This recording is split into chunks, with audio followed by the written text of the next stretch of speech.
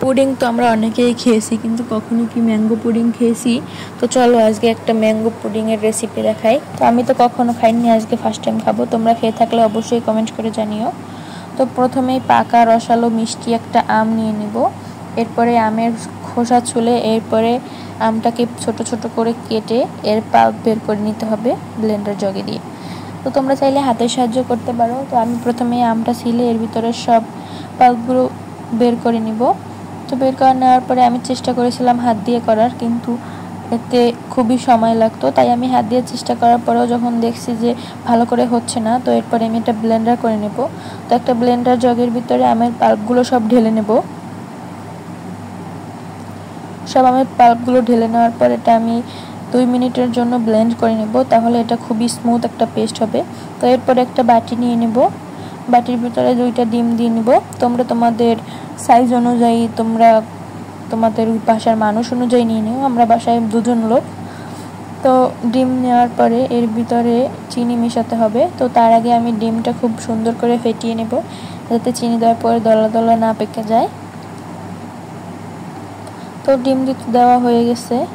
তো এখন আমি একটা কাঁটা চামচের মাধ্যমে এই ডিমগুলো ভালো করে ফেটিয়ে নিব। ডিমগুলো ভালো করে ফেটানো হয়ে গেলে এর ভিতরে দিয়ে দিতে হবে চিনি। তো আমি এর ভিতরে চিনি দিয়ে দেব। তোমরা সবাই একটু আমার চ্যানেলটা সাবস্ক্রাইব করে দিও, আর ভিডিওটি ভালো লাগলে অবশ্যই লাইক দিয়ে কমেন্টে জানিও। তো চিনি দেওয়ার পরে এটা খুব ভালো করে ফেটিয়ে নিতে হবে। তো এখানে আমি এগুলো সব খুব ভালো করে ফেটিয়ে নিয়েছি।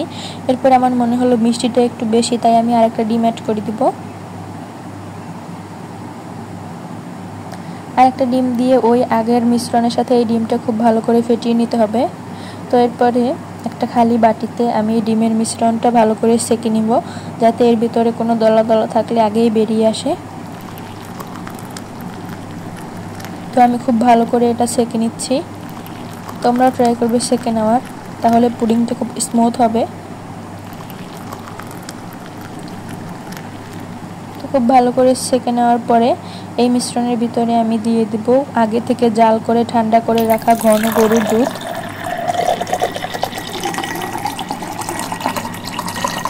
তো দুধটা দেওয়ার পরে এর ভিতরে আমের সেই পাল্পটা দিয়ে দেব। তো দুধটা সেঁকে নেওয়ার ফলে এর ভিতরে যত সর আছে ওগুলো উঠে যাবে। এগুলো থাকলে পুডিংটার ভিতরে ফাঁকা ফাঁকা হতে পারে। তো এগুলো উঠিয়ে নিলে পুডিংটা খুব সফট অ্যান্ড সিল্ক হবে। তো এই মিশ্রণের ভিতরে এখন দিয়ে দিতে হবে আগে থেকে ব্লেন্ডার করে রাখা সেই আমের পাল্পগুলো। তো আমি সেই আমের পাল্পগুলো এর ভিতরে দিয়ে দেব। এটা ব্লেন্ডার করে সেঁকে নিতে হবে। তো এরপরে এই আমের সাথে ওই আগের ডিমের মিশ্রণটা খুব ভালো করে মিশিয়ে নিতে হবে। তো আমি এখানে খুব ভালো করে মিশিয়ে নিচ্ছি। এরপরে দেখতে পাচ্ছ কত ঘন একটা ব্যাটার হয়েছে। তো এই ব্যাটারটা এখন আমি আগে থেকে ক্যারামেল করা একটা পাত্রে ঢেলে নেব।